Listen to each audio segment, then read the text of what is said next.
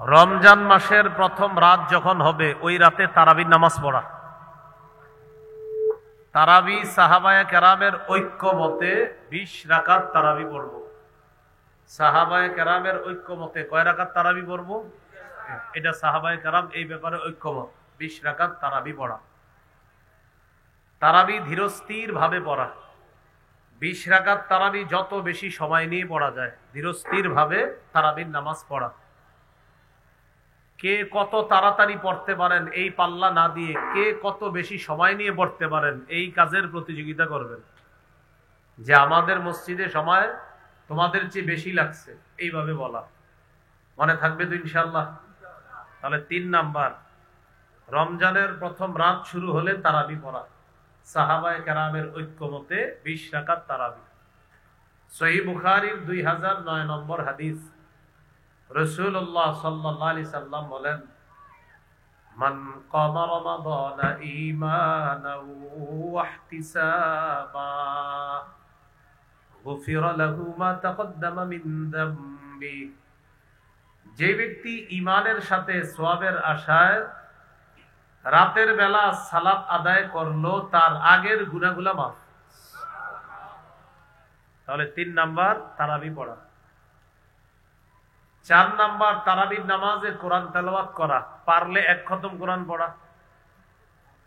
আর যদি কোরআন খতম না পারেন তাহলে যেই সূরাগুলা মুখস্থ আছে ওইগুলা পড়বে ইমাম সাহেব, অথবা যেটাকে বলা হয় সূরা তারাবি সেটা পড়বেন, বাকি ধীরস্থির ভাবে। তাহলে এটা 4 নাম্বার, নামাজের মধ্যে কোরআন তেলাওয়াত করা। 3 নাম্বার তারাবি পড়া। 4 নাম্বার নামাজে কোরআন তেলাওয়াত বেশি করা রমজানে, অথবা নামাজের বাহিরে কোরআন তেলাওয়াত করা। নামাজেও করা, নামাজের বাহিরেও কোরআন তেলাওয়াত করা। 4 নাম্বার।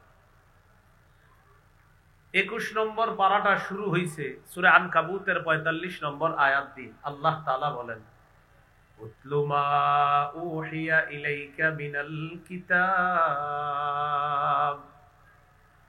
নবী আপনি তেলাওয়াত করেন, কোরআনের যা আপনার প্রতি ওহী হিসাবে এসেছে এটা আপনি তেলাওয়াত করেন। সূরা ফাতিরের 29 নম্বর আয়াতে আল্লাহ বলেন, ইন্নাল্লাযীনা ইয়াতলুনা কিতাবাল্লাহ ওয়া আকামুস সালাহ ওয়া আনফাকু মিম্মা রাযাকনাহুম সিররাও ওয়া আলানিয়া। যারা আল্লাহর কিতাব তেলাওয়াত করে, যারা নিয়মিত 5 ওয়াক্ত নামাজ পড়ে, যারা আমার দেয়া রিজিক থেকে দান সদকা করে, প্রকাশ্যেও দান করে, গোপনেও দান করে, ইয়ারজুনা তিজারাতাল লান তাবুর। এই 3টি অভ্যাস যার থাকবে, নিয়মিত কোরআন তেলাওয়াত, নিয়মিত 5 ওয়াক্ত নামাজ, নিয়মিত দান সদকা। আবার বলছি, মরণ পর্যন্ত 3টি অভ্যাস নিজের করে নেন। নিয়মিত কোরআন তেলাওয়াত যতটুকু পারা যায়, নিয়মিত 5 ওয়াক্ত নামাজ, আর নিয়মিত সাধ্য অনুযায়ী দান সদকা। আল্লাহ বলেন তারা এমন ব্যবসার আশা করে, লান তাবুর, যে ব্যবসা কখনো লস হবে না, শুধু লাভ আর লাভ, এই ব্যবসা কখনো ধ্বংস হবে না। তাহলে নিয়মিত কোরআন তেলাওয়াত করা আমাদের সকলের উচিত। অন্তত 40 দিনে 1 খতম কোরআন পড়া। 40 দিনে, কয় দিনে পারেন? 3 দিনে 1 খতম পড়েন, না পারলে 7 দিনে, না পারলে 10 দিনে পড়েন, না পারলে 30 দিনে প্রতিদিন 1 পারা করে। আর চেষ্টা করা যে অন্তত 40 দিনে 1 খতম কোরআন পড়া। তিরমিজির হাদিসে আসছে, قال رسول الله صلى الله عليه وسلم لعبد الله بن عمرو। রাসূলুল্লাহ সাল্লাল্লাহু আলাইহি সাল্লাম আব্দুল্লাহ ইবনে আমর রাদিয়াল্লাহু তাআলা আনহুম, এই আব্দুল্লাহ ইবনে আমর রাদিয়াল্লাহু তাআলা আনহুকে আল্লাহ রাসূল সাল্লাল্লাহু আলাইহি সাল্লাম বললেন, ইকরাইল কুরআনা ফি 40, তুমি 40 দিনে 1 খতম কোরআন পড়ো। নবীজি বললেন অন্তত 40 দিনে 1 খতম কোরআন পড়ো। আমাদের উচিত 40 দিনে অন্তত 1 খতম কোরআন পড়া। তাহলে 4 নাম্বার কাজ রমজানে, নামাজেও তেলাওয়াত করা, নামাজের বাহিরেও তেলাওয়াত করা। আল্লাহ তৌফিক দান করেন। সহিহ মুসলিমের হাদিস, قال رسول الله صلى الله عليه وسلم اقرأوا القرآن নবীজি বলেন তোমরা কোরআন পড়ো, فإنه يأتي يوم القيامة شفيعا لأصحابه। কোরআন কিয়ামতের ময়দানে পাঠকের জন্য সুপারিশকারী হিসাবে উপস্থিত হবে। এজন্য আমাদের উচিত নিয়মিত কোরআন পড়া। রাসূলুল্লাহ সাল্লাল্লাহু আলাইহি সাল্লাম বলেন, আমি আপনি যখন মারা যাব, ইউতার রাজুলু ফি কবরিহি, আমাকে আপনাকে কবরে রাখা হবে।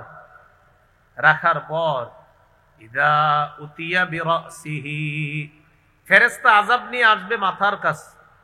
ফেরেশতা মাথার কাছ দিয়ে আযাব নিয়ে আসবে। ফাদাফাআতহু তিলাওয়াতুল কুরআন, মাথার কাছে আযাব আসলে কোরআন তেলাওয়াত বাধা দিবে আযাবকে। না না না, এখানে আসা যাবে না। মাথার কাছে আযাব আসলে কোরআন তেলাওয়াত ওই আযাবকে বাধা দিবে। ওয়া ইদা উতিয়া বিয়াদাইহি, মাথার কাছ দিয়ে আসতে না পাইরা এবার আসবে হাতের কাছ দিয়ে আযাব। দাফাআতহু সাদাকা, সদকা বাধা দিবে না, এখানে আসা যাবে না, এই হাত দিয়ে সে সদকা করছে।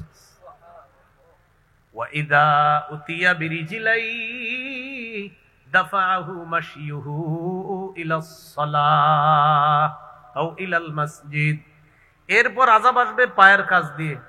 মসজিদে হেঁটে যাওয়া আর আসা, এই হাঁটা, এই আসা যাওয়াটা, সে যে মসজিদে যাইতো নামাজ পড়তে, এই আগমন মসজিদ থেকে তার আসা যাওয়াটাই আযাবকে বাধা দিয়ে বলবে এই পা দিয়ে সে নামাজে গিয়েছে, এখানে আসার সুযোগ নাই, যাও। তাহলে মাথার কাছ দিয়ে আসলে তেলাওয়াত বাধা দিবে, হাতের কাছ দিয়ে আসলে সদকা বাধা দিবে, পায়ের কাছ দিয়ে আসলে নামাজে যে গিয়েছেন আপনি এই হাঁটা আসা যাওয়াটা বাধা দিবে না, এই পা দিয়ে সে মসজিদে গিয়েছে, নামাজ পড়েছে, এখানে আসার কোনো সুযোগ নেই। করব তো তেলাওয়াত ইনশাআল্লাহ, আল্লাহ তৌফিক দান করেন। তো রাসূলুল্লাহ সাল্লাল্লাহু আলাইহি সাল্লাম আমরা সবচেয়ে বেশি ভালোবাসি, ঠিক না, আল্লাহ নবীকে। এরপরে আমরা সবচেয়ে বেশি ভালোবাসি আল্লাহকে, এরপর আল্লাহ রসুলকে, এরপর জিহাদকে আমরা সবচেয়ে বেশি ভালোবাসি। এখন আমরা কারা কারা চাই আল্লাহ এবং তার রসুল আমাদেরকে ভালোবাসুক, এটা কারা কারা চাই? কথাটা বুঝছেন? আমরা আল্লাহকে ভালোবাসি, ঠিক না, আমরা রসুলকে ভালোবাসি, ঠিক তো? আল্লাহ এবং আল্লাহ রসুল আমাদেরকে ভালোবাসুক সবাই চাই। ক্বালা রাসূলুল্লাহ সাল্লাল্লাহু আলাইহি ওয়াসাল্লাম মান সাররাহু আন ইউহিব্বাহুল্লাহু ওয়া রাসূলুহু ফালইকরা ফিল মুসহাফ, কোন ব্যক্তি যদি চায় আল্লাহ এবং তার রসুল তাকে ভালোবাসুক, এই দেখেন উনি চায় আল্লাহ এবং তার রসুল তাকে ভালোবাসুক, নবীজি বলেন ফালইকরা ফিল মুসহাফ, তাকে জানায় দাও সেজন্য কোরআন পড়ে। কোরআন পড়লে তাকে আল্লাহ ভালোবাসবে, আমি রসুলও তাকে ভালোবাসবো। কোরআন পড়া, আমরা আল্লাহকে ভালোবাসি, আমরা রসুলকে ভালোবাসি, এখন আমরা চাইতেছি আল্লাহ আর রসুলও আমাদেরকে ভালোবাসুক। নবী বলেন তুমি কোরআন পড়ো, তোমাকে আল্লাহ ভালোবাসবে, আমি নবীও তোমাকে ভালোবাসবো। তো রমজান মাসে 4 নাম্বার কাজ নামাজে কোরআন তেলাওয়াত করা বেশি বেশি, আবার নামাজের বাহিরেও কোরআন তেলাওয়াত করা। আল্লাহ তৌফিক দান করেন। কোরআন পড়ার সময় একটু সুন্দরভাবে কোরআন পড়ার চেষ্টা করব। কিভাবে? সুন্দরভাবে। আমার আগে বয়ান করছে মুফতি আরিফ জব্বার কাজ, কোরআন তেলাওয়াত খুব সুন্দর ওনার, আরো অনেকে খুব সুন্দর কোরআন তেলাওয়াত করতে পারে। কোরআন তেলাওয়াত সুন্দরভাবে করলে আল্লাহ তাআলা তার তেলাওয়াতটা বিশেষ রহমত দিয়ে শুনে।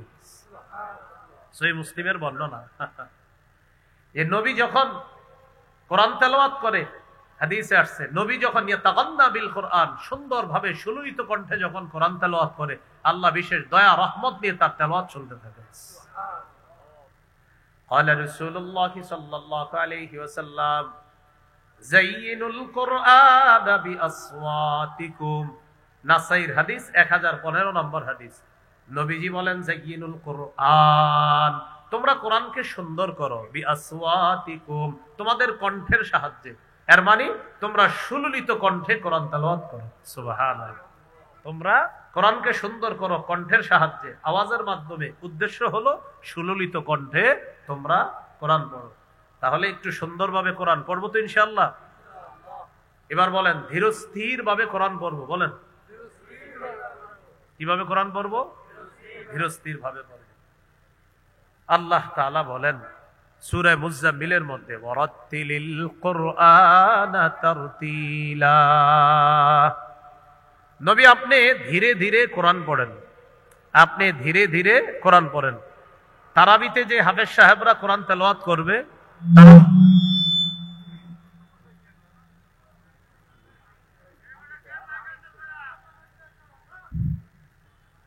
তো আল্লাহ তাআলা বলেন ওয়ারাত্তিলিল কুরআনা তারতিলা, আপনি ধীরে ধীরে কোরআন তেলাওয়াত করেন।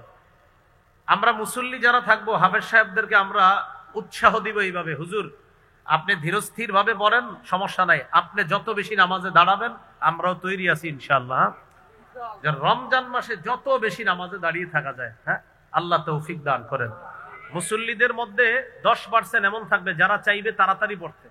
আমি আশাবাদী 90% এমন থাকবে যারা বলবে না আপনি আস্তে ধীরে পড়েন, আমরাও আছি ইনশাআল্লাহ। তো 90% মুসল্লি যদি আস্তে ধীরে নামাজ পড়ে, আশা করি 10% যারা থাকবে তারাও আস্তে ধীরের পক্ষে হয়ে যাবে ইনশাআল্লাহ। ওয়ারাত্তিলিল কুরআনা তারতিলা, আল্লাহ তাআলা বলেন আপনি ধীরে ধীরে কোরআন পড়েন। আল্লাহ আমাদেরকে ধীরে ধীরে কোরআন পড়ার তৌফিক দান করেন। সফরে যখন থাকবেন তখনও সুন্দরভাবে কোরআন পড়বেন। বাসে বসে রয়েছেন, গাড়িতে চলতেছেন, তখনও কোরআন পড়বেন। আব্দুল্লাহ ইবনে মুগাফফাল রাদিয়াল্লাহু তাআলা আনহু তিনি বলেন, রাআইতু রাসূলুল্লাহি সাল্লাল্লাহু আলাইহি ওয়াসাল্লাম ইয়াকরাউ ওয়া হুয়া আলা নাকাতিহি আও জামালিহি, আমি নবীজিকে দেখেছি উটনির উপরে অথবা ওটের উপরে বৈশা আল্লাহ রাসূল কোরআন পড়তেছে। ওটের উপরে বৈশা নবী কোরআন পড়তেছে না, পুরাটা শেষ করিনি হাদিস। ওয়াহিয়া তাসিরু বিহি, ওট আল্লাহ রাসূলকে নিয়ে চলতেছে আর নবী তেলাওয়াত করতেছে। তাহলে ওট নবীরে নিয়ে চলতেছে আর নবীজি তেলাওয়াত করতেছে। সাহাবী বলেন কিভাবে তেলাওয়াত করতেছিল জানো? আমি নবীজিকে শুনলাম নবীজি সূরাতুল ফাতহি তেলাওয়াত করতেছে। 26 পারায় দেখবেন একটা সূরা আছে, কি নাম? সূরাতুল ফাতহি। 26 পারার 10 নম্বর পৃষ্ঠাটা যেই সূরা দিয়ে শুরু হয়েছে, এই সূরাটার নাম সূরাতুল ফাতহি। আমি নবীজিকে শুনলাম নবী সূরায়ে ফাত তেলাওয়াত করতেছে। জানো কিভাবে? ওয়া হুয়া ইউরাজ্জিউ, নবী ছন্দময় করে খুব সুন্দর আওয়াজে প্রাণবন্ত করে তেলাওয়াত করতেছিলেন আর ওট নবীকে নিয়ে চলতেছিল।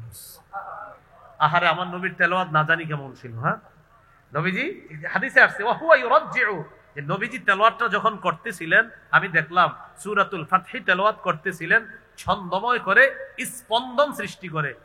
সৌদি আরবের আব্দুর রহমান আস-সুদাইস, ওনার তেলাওয়াত শুনলে দেখবেন আমাদের মাঝেও একটা কেমন যেন হিট কাজ করে, হ্যাঁ, যে আলাদা, আহারে আরো পড়ুক আরো পড়ুক, ক্লান্তি লাগে না, আরো পড়ুক আরো পড়তে থাকুক। এইভাবে এই যুগের একটা মানুষের কোরআন তেলাওয়াত যদি এত সুন্দর হয়, যার উপরে আল্লাহ কোরআন নাজিল করেছেন তার তেলাওয়াত কত সুন্দর। নবীজি স্পন্দন সৃষ্টি করে তেলাওয়াত করতেছেন। আমাদের বাংলাদেশের ওই হাফেজ সালেহ আহমদ তাকরিম, হ্যাঁ, কি অসাধারণ তেলাওয়াত, সুবহানাল্লাহ। তেলাওয়াত যখন করে আপনার কোনো ক্লান্তি আসবে না, আপনার মনে হবে এত তাড়াতাড়ি কেন শেষ করলো, এটা মনে হবে আপনার। তো আমরা সুন্দরভাবে কোরআন পড়ার চেষ্টা করব, বলেন ইনশাআল্লাহ। যেই সমস্ত আয়াতের মধ্যে আযাব গজবের কথা আছে ওইগুলা 2-3 বার দোহরায়া দোহরায়া পড়ার চেষ্টা করব। আর কোরআনের কিছু অর্থ যদি বুঝেন আপনি, তাহলে আযাব সম্বলিত আয়াতগুলা একটু দোহরায়া পড়া যায়। সূরা মাঈদা, কোন সূরা? সূরা মাঈদা 118 নম্বর আয়াত। কত নম্বর আয়াত? এই আয়াতটা একদিন নবীজি তাহাজ্জুদে পড়তেছিলেন, পুরা রাত শুধু এই আয়াতটা পড়ছে। একটা আয়াত সারা রাত পড়ছে, একটা আয়াত। সূরা মাঈদার 118 নম্বর আয়াত। আবু যর গিফারি রাদিয়াল্লাহু তাআলা আনহু বলেন, একদিন রাতের বেলা দেখলাম নবী নামাজে দাঁড়িয়েছে, তাহাজ্জুদ নামাজ। কামা, নবীজি সাল্লাল্লাহু আলাইহি ওয়াসাল্লাম নামাজে যখন দাঁড়াইছেন, কামা বিআয়া, নবী একটা আয়াত তেলাওয়াত করা শুরু করলেন যেটা সূরা মাঈদার মধ্যে আছে। ইয়ারুদ্দুহা, নবী বারবার তেলাওয়াত করতেছিলেন, হাত্তা আসবাহা ইয়ারুদ্দুহা, নবীজি সকাল করে ফেলছে এক আয়াত তেলাওয়াত করতে করতে। সে আয়াতটা কি আমি আপনাদেরকে শোনাই। আল্লাহ বলেন, ইন তুআযিবহুম ফাইন্নাহুম ইবাদুক, আল্লাহ আপনি যদি তাদেরকে শাস্তি দেন তারা তো আপনার বান্দা। আল্লাহ আপনি যদি তাদেরকে শাস্তি দেন তারা তো আপনারই বান্দা। ওয়া ইন তাগফির লাহুম ফাইন্নাকা আনতাল আজিজুল হাকীম, আল্লাহ আপনি যদি আপনার বান্দাদেরকে মাফ করে দেন আপনি মহাপরাক্রমশালী মহাপ্রজ্ঞাময়। এই আয়াত পুরা রাত নবী তেলাওয়াত করছে, আল্লাহ আপনি যদি তাদেরকে মাফ করেন তারা তো আপনারই বান্দা। মূলত এই আয়াতের ব্যাপারটা কে জানেন? ঈসা নবী। ঈসা নবী আল্লাহকে এটা বলবে, আল্লাহ আমার এই উম্মতকে যদি আপনি শাস্তি দেন, মাবুদ তারা তো আপনারই বান্দা, মানে উম্মতের প্রতি ঈসা নবীর দরদ, ব্যথা, মায়া। আর আল্লাহ আপনি যদি দয়া করে মাফ করে দেন, আপনি তো ক্ষমতা রাখেন মাফ করার। এই আয়াতের বিষয়বস্তুর প্রতি লক্ষ্য রেখে আল্লাহ রসুল সারা রাত বারবার শুধু এই আয়াতটা পড়ছে যে আমার উম্মতের কি হবে, আমার উম্মতের কি হবে। তাহলে আযাব সম্বলিত আয়াতগুলা বারবার পড়া এটা যায়। মসজিদের মধ্যে যদি একদল মানুষ একত্রিত হয়ে কোরআন তেলাওয়াত করি, আমরা মনে করেন কয়েকজন একসাথে হয়েছে, তখন কোরআন তেলাওয়াত বেশি জোরে না করা। হয়তো কেউ সুবহানাল্লাহ পড়তেছে, কেউ আলহামদুলিল্লাহ পড়তেছে, কেউ হয়তো কোরআন পড়তেছে। রাসূলুল্লাহ সাল্লাল্লাহু আলাইহি সাল্লাম বলেন, তোমরা যখন একসাথে কেউ থাকবা, তখন দেখবা তোমার আশেপাশের ভাইয়েরা কি করে, তারা হয়তো বিভিন্ন ইবাদতে আছে, তাই তুমি বেশি জোরে কোরআন তেলাওয়াত তখন করবা না, তুমি আস্তে আস্তে করবা। বুঝে আসছে তো? মসজিদের ভিতরে সবাই যদি কোরআন তেলাওয়াত করে, এটারও একটা ফায়দা আছে, মাদ্রাসায় করলেও ফায়দা আছে। কমপক্ষে 4টা ফায়দা, কোনো সন্দেহ নাই। সুবহানাল্লাহ। যারা কোরআন পড়ে বা কোরআন পড়ায়, কমপক্ষে 4টা ফায়দা থেকে খালি নেই। সহিহ মুসলিমের হাদিস, ক্বালা রাসূলুল্লাহ সাল্লাল্লাহু আলাইহি ওয়াসাল্লাম, মাজতামাআ কওমুন ফি বাইতিন মিন বুয়ুতিল্লাহ ইয়াতলুনা কিতাবাল্লাহ ওয়া ইয়াতাদারাসুনাহু বাইনাহুম ইল্লা নাযালাত আলাইহিমুস সাকিনাহ ওয়া গাশিয়াতুহুমুর রাহমা ওয়া হাফফাতহুমুল মালায়েকা ওয়া যাকারাহুমুল্লাহু ফী মান ইনদাহু।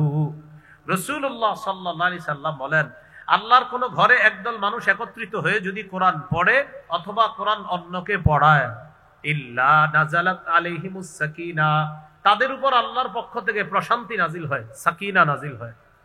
2 নাম্বার, ওয়া হাফফাতহুমুল মালায়েকা, তারা যে একটা মজলিসে বৈশা কোরআন পড়ে, পুরা মজলিসটাকে ফেরেশতারা বেষ্টন করে নেয়, পুরা মজলিস। 3 নাম্বার, ওয়া গাশিয়াতহুমুর রাহমা, পুরা মজলিসটাকে রহমত ঢেকে নেয়, পুরা মজলিসটাকে রহমত ঢেকে নেয়। আর ফেরেশতারা যে বেষ্টন করে, এটা কিভাবে জানেন? মনে করেন আমরা এই জায়গায় কোরআনের আলোচনা যদি করি, এই পুরা মজলিসটা ফেরেশতারা বেষ্টন করে, পুরা আসমান পর্যন্ত ফেরেশতাদের একটা সারি, গোল সারি আসমান পর্যন্ত পৌঁছে গেছে। 3 নাম্বার। 4 নাম্বার, ওয়া যাকারাহুমুল্লাহু ফী মান ইনদা, যারা কোরআন তেলাওয়াত করে, যারা কোরআনের পাঠক, যারা কোরআনের শিক্ষক, তাদের ব্যাপারে আল্লাহ ফেরেশতাদের সাথে আলোচনা করতে থাকে। মনে আসেনি রমজানের 4 নাম্বার কাজ, নামাজে তেলাওয়াত করা অথবা নামাজের বাহিরে প্রচুর পরিমাণ তেলাওয়াত করা, করব তো ইনশাআল্লাহ। 5 নাম্বার কাজ, তাহাজ্জুদ পড়া। কি পড়া? তাহাজ্জুদ। 8 রাকাত তাহাজ্জুদ পড়বেন। 8 রাকাত তাহাজ্জুদ পড়া নবীজির 12 মাসের সুন্নাহ। রাসূল সাল্লাল্লাহু আলাইহি সাল্লামের 12 মাসের সুন্নাহ হলো 8 রাকাত তাহাজ্জুদ পড়া। আর তারাবি 20 রাকাত পড়বেন, এটা শুধু রমজানের আমল। এটা সাহাবায়ে কেরামের ঐক্যমত। তারাবি 20 রাকাত প্রথম রাতে পড়বেন, আর সাহরির সময় যেহেতু আল্লাহ উঠায়া দিবেন, নবী সারা বছর 8 রাকাত তাহাজ্জুদ পড়তেন। আপনিও চেষ্টা করবেন সারা বছর পড়তে। তো যেহেতু পারেন না, রমজানে যেহেতু সাহরির সময় ওঠেন, কমপক্ষে 8 রাকাত তাহাজ্জুদ পড়ার চেষ্টা করবেন। আল্লাহ তৌফিক দান করেন। 8 রাকাত না পারলে 6, 6 না পারলে 4, 4 না পারলে 2, 2 যেন না ছুটে। তিরমিজির হাদিস 2616 নম্বর হাদিস, রাসূলুল্লাহ সাল্লাল্লাহু আলাইহি সাল্লাম বলেন, আলা আদুল্লুকা আলা বিল খাইর, নবীজি বলেন কল্যাণের দরজা হলো 3টা, আমি কি তোমাকে কল্যাণের দরজা সমূহের কথা বলবো না? সবক শিখি আমরা, কল্যাণের দরজা কয়টা? 3টা। 1 নাম্বার আস-সাওমু জুন্নাহ, 1 নাম্বার কল্যাণের দরজা হলো রোজা রাখা। 2 নাম্বার ওয়াস-সাদাকাতু তুতফিউল খাতিআতা কামা ইউতফিউল মাউন নার, 2 নাম্বার কল্যাণের দরজা সদকা করা। নবীজি বলেন পানি আগুনকে যেমন নিভিয়ে দেয়, সদকা মানুষের পাপগুলাকে ধুয়ে মুছে সাফ করে দেয়। 3 নাম্বার ওয়াসালাতুর রাজুলি মিন জাওফিল লাইল, রাতের বেলা তাহাজ্জুদ পড়া। আপনার যদি ঘরে বরকত প্রয়োজন হয়, 3 আমল বাড়ায় দেন, রোজা রাখেন, সদকা করেন, তাহাজ্জুদ পড়েন। আল্লাহ তৌফিক দান করেন। তাহলে 3 নাম্বার আমল তারাবি পড়া, 4 নাম্বার তারাবিতেও তেলাওয়াত করা, তারাবির বাহিরেও তেলাওয়াত করা, 5 নাম্বার তাহাজ্জুদ পড়া। তারাবি 20 রাকাত পড়বো, সাহাবায়ে কেরামের ঐক্যমত, এটা রমজানের আমল। আর তাহাজ্জুদ 8 রাকাত পড়বো, এটা নবীর সুন্নাহ, 12 মাসের আমল। চেষ্টা করব রমজানে আমল করতে ইনশাআল্লাহ। 6 নাম্বার, সাহারি খাবো। অনেকে পালোয়ানগিরি দেখায় সাহারি খায় না, যে আমি না খায় রোজা রাখছি। কে বলছে আপনারা না খাইতে? হ্যাঁ, এটা করবেন না, খাবেন। সহিহ বুখারীর বর্ণনা 1921 নম্বর হাদিস, عن زيد بن ثابت رضي الله تعالى عنه قال تسحرنا مع رسول الله صلى الله عليه وسلم। যায়েদ ইবনে সাবিত রাদিয়াল্লাহু তাআলা আনহুর বর্ণনা, তিনি বলেন, আমরা রাসূলুল্লাহ সাল্লাল্লাহু আলাইহি সাল্লামের সাথে সাহরি খেয়েছি, এজন্য আমরাও কি খাবো? সাহরি খাবো। সহিহ বুখারীর 1923 নম্বর হাদিস, قال رسول الله صلى الله عليه وسلم তাসাহহারু ফাইন্না ফিস সাহুরি বারাকাতান। নবীজি বলেন, তোমরা সাহরি খাও, সাহরির মধ্যে বরকত আছে। আরেকটা গুরুত্বপূর্ণ কথা মনে রাখবো, আমরা সাহরিতে খেজুর খাবো। বলেন সবাই কি খাবো? হ্যাঁ, সাহরির সময় আমরা খেজুর খাবো সবাই, বলেন ইনশাআল্লাহ। قال رسول الله صلى الله عليه وسلم نعم سحور المؤمن التمر। নবীজি বলেন, সাহরির সময় খেজুর খাওয়া এটা মুমিনের কতই না উত্তম খাদ্য। ইলিশ মাছ, গরুর গোশত, মুরগি যাই খান, খেজুরও খাবেন, এটা অবশ্যই খাবেন। সাহরির সময় খেজুর খাবেন, আল্লাহ তৌফিক দান করেন। খেজুর তো 12 মাস খাওয়া দরকার। প্রতিদিন সকালে খালি পেটে 7টা খেজুর খাওয়া উচিত আপনার সকলের, আমাদের। 7টা আজোয়া খেজুর যদি খাইতে পারেন প্রতিদিন, লাম ইয়াদুররুহু সুম্মুন, তাকে বিষও কোনো ক্ষতি করবে না। বিষ কি ক্ষতি করবে না? আবার খায়েন না, মানে বিষ কিন্তু খায়েন না, এটা গুরুত্ব বুঝাইছে রাসূল সাল্লাল্লাহু আলাইহি সাল্লাম। তাহলে খেজুর এটা নিয়মিত খাওয়া। গর্ভবতী মা বোনদেরকে খেজুর খাওয়াবেন। খাওয়ায় তেঁতুল খাওয়াবেন না, তেঁতুলে মেধা কমে, গর্ভস্থিত সন্তানেরও মেধা কমে। খেজুর খাওয়াবেন, খেজুরে মেধা বাড়বে ইনশাআল্লাহ। ঈসা নবী যখন তার আম্মার পেটে, ঈসা নবীকে আল্লাহ বললেন, ফাকুলি ওয়াশরাবি, তুমি খাও, পান করো। খাবে কি? খেজুর খাও, পান করবা, ঝর্ণার পানি পান করবা। খেজুর গাছের নিচে বসা ছিল। আমার কথা হলো, এত খাদ্য থাকতে আল্লাহ ঈসা নবীর আম্মার জন্য খেজুর নির্বাচন করলেন কেন? এখান থেকে বোঝা যায় গর্ভবতী মায়াতের খাদ্য হলো খেজুর। তেঁতুলের আচার খাইতে চাইলেও কিনে দিবেন না, খেজুর কিনে দিবেন। আল্লাহ আমাদেরকে কথাগুলা মনে রাখার তৌফিক দান করেন। 7 নাম্বার, রোজা রাখা। সাহরি খাইলেন, খাওয়ার পর রোজা রাখবেন। প্রথম রোজা শুরু হলো আপনার। সহিহ বুখারীর বর্ণনা 1901 নম্বর হাদিস, রাসূলুল্লাহ সাল্লাল্লাহু আলাইহি সাল্লাম বলেন, মান সামা রমাদানা ঈমানা ওয়া ইহতিসাবা গুফিরা লাহু মা তাকদ্দামা মিন যামবি। যে ব্যক্তি ঈমানের সাথে সওয়াবের আশায় রমজানের রোজা রাখলো, তার আগের গুনাহগুলো মাফ। 8 নাম্বার, দান করা। কি করা? দান করা। রমজানে দানের মাত্রাটা বাড়ায় দিবেন। সহিহ বুখারীর 6 নম্বর হাদিস, কানা রাসূলুল্লাহ সাল্লাল্লাহু আলাইহি ওয়াসাল্লাম আজওয়াদান নাস। এই পৃথিবীতে যত মানুষ আছে সবার মাঝে রাসূলুল্লাহ সাল্লাল্লাহু আলাইহি সাল্লাম সর্বশ্রেষ্ঠ দানশীল মানুষ ছিলেন। ওয়া কানা আজওয়াদা মা ইয়াকুনু ফি রমাদান। রমজানে নবীজির দান করার মাত্রাটা আরো বেড়ে যেত। তাহলে রমজানে আমরা দান করব। 9 নাম্বার, বেশি বেশি নফল ইবাদত করা। আবু দাউদের 864 নম্বর হাদিস, কিয়ামতের ময়দানে আদম সন্তানের সর্বপ্রথম নামাজের হিসাব হবে। ফরজ নামাজে যদি ঘাটতি থাকে, আল্লাহ বলবেন নফল ইবাদত গুলা দেখো।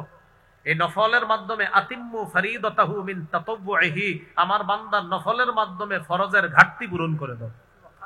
রমজানে নফল বাড়ায় দেওয়া। 10 নাম্বার, বেশি বেশি ভালো কাজ করা।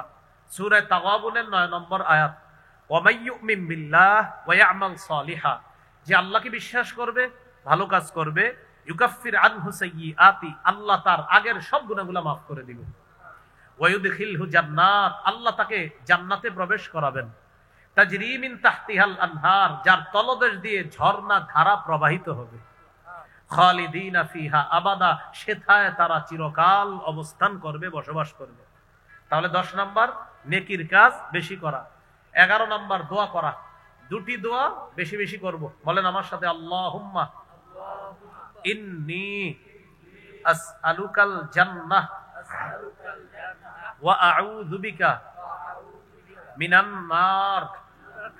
হে আল্লাহ, আমি আপনার কাছে জান্নাত চাই, জাহান্নাম থেকে বাঁচা চাই। এই 2টি দোয়া বেশি বেশি করব। 12 নাম্বার, জিকির করা। 4টা জিকির বেশি বেশি করব ইনশাআল্লাহ। কয়টা? রাসূলুল্লাহ সাল্লাল্লাহু আলাইহি সাল্লাম বলেন, আল্লাহর কাছে 4টি জিকির সবচেয়ে প্রিয়। সুবহানাল্লাহ, আলহামদুলিল্লাহ, লা ইলাহা ইল্লাল্লাহ, আল্লাহু আকবার। এই 4টা বেশি বেশি। এই 4টার চেয়ে আরো 2টা আছে, যে 2টা আরো বেশি, মানে 2টা রমজানে বলেন লা ইলাহা ইল্লাল্লাহ, মানে এটার 4টার মধ্যে এটা হবে সবচেয়ে বেশি। কোনটা? লা ইলাহা ইল্লাল্লাহ। আর আরেকটা বলেন আস্তাগফিরুল্লাহ। আস্তাগফিরুল্লাহটা বেশি পড়া। বলেন ইস্তেগফার যত বেশি হবে গুনাহ তত বেশি ঝরবে। তাহলে ইস্তেগফার বেশি বেশি পড়া। তাহলে 12 নাম্বার জিকির করা, 13 নাম্বার ইফতার করা, 14 নাম্বার ইফতার করানো, 13 ইফতার করা, 14 ইফতার করানো। অনেক ফজিলত, করানোর মধ্যে অনেক ফজিলত। 15 নাম্বার ইফতারের সময় দোয়া করা। তিরমিজির 3598 নম্বর হাদিস। এই হাদিসে আসছে 3 ব্যক্তির দোয়া ফেরত দেওয়া হয় না। 1 নাম্বার আস-সাইমু হাত্তা ইফতিরা, রোজাদার যখন দোয়া করে তার দোয়া ফেরত দেওয়া হয় না। 2 নাম্বার ওয়াল ইমামুল আদিল, ন্যায়পরায়ণ পুরুষ শাসকের দোয়া ফেরত দেওয়া হয় না। 3 নাম্বার দাওয়াতুল মাজলুম, মাজলুমের দোয়া ফেরত দেওয়া হয় না। তাহলে 13 ইফতার করা, 14 ইফতার করানো, 15 ইফতারের সময় দোয়া করা, 16 শেষ দশকে ইতিকাফ করা। সহিহ বুখারীর 2033 নম্বর হাদিস। কানা রাসূলুল্লাহ সাল্লাল্লাহু আলাইহি সাল্লাম ইয়াতাকিফু ফিল আশরিল আওয়াখির মিন রমাদান, নবী রমজানের শেষ দশকে ইতিকাফ করতেন। 17 নাম্বার লাইলাতুল কদর তালাশ করা। সূরা কদরের 3 নম্বর আয়াত, লাইলাতুল কদরি খায়রুম মিন আলফি শাহর, কদরের রাত 1000 মাসের চাইতে উত্তম। রাসূলুল্লাহ সাল্লাল্লাহু আলাইহি সাল্লাম বলেন মাইয়াকুম লাইলাতুল কদরি ঈমানা ওয়া ইহতিসাবা, যে ব্যক্তি ঈমানের সাথে এবং সওয়াবের আশায় লাইলাতুল কদর জাগ্রত হবে তার আগের গুনাহগুলো মাফ করে দেওয়া হবে। 18 নাম্বার সদকাতুল ফিতর আদায় করা। আলেমদের সাথে পরামর্শ করে সদকাতুল ফিতরটা আমরা আদায় করে দিব। সংক্ষেপে 18টা কথা বললাম, আমরা মনে রাখবো ইনশাআল্লাহ। আল্লাহ তাআলা আমাদের সকলকে যে কথাগুলো শুনলাম বললাম আমরা যেন আমল করতে পারি, আল্লাহ তৌফিক দান করেন।